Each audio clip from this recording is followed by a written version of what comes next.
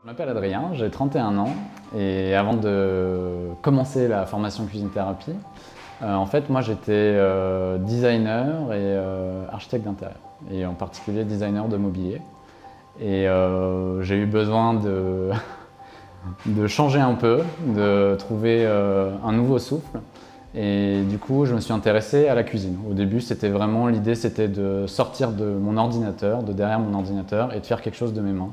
Donc, je me suis d'abord intéressé à la cuisine, mais en fait très vite j'ai su que la cuisine, eh bien, ça ne suffirait pas à me nourrir et ce ne serait pas ma nouvelle carrière.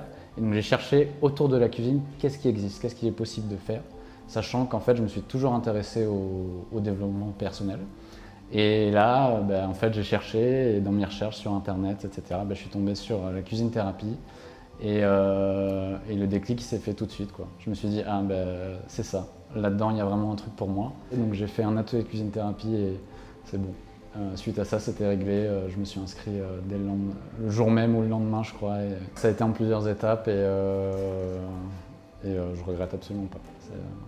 Je veux développer mon activité en lien avec l'accompagnement dans un premier temps. Accompagnement en cuisine thérapie notamment et à travers d'autres pratiques en lien avec l'intuition.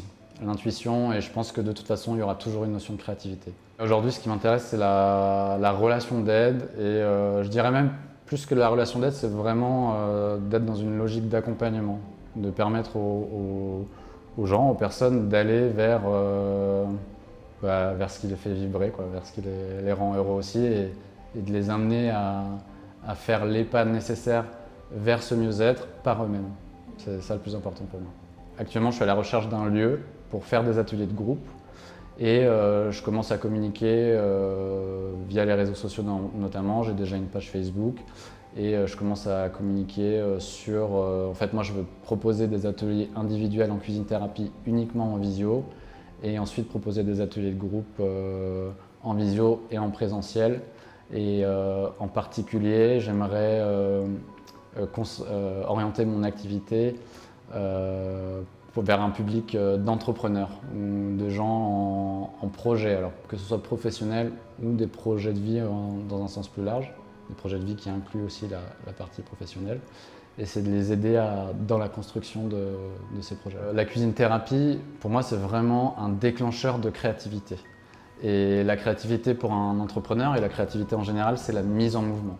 Et c'est là où c'est génial, c'est parce que pour moi, la cuisine thérapie, c'est par l'action, par l'activité créatrice et notamment par la cuisine, parce que dans la cuisine, on fait appel vraiment à tous nos sens et il y a un côté très émotionnel. Et bien en fait, ça décuple le pouvoir d'action et pour un entrepreneur, ça n'a pas de prix parce que ce qui tue une entreprise, ce qui tue un projet, eh bien c'est l'immobilité, c'est de se replier sur soi.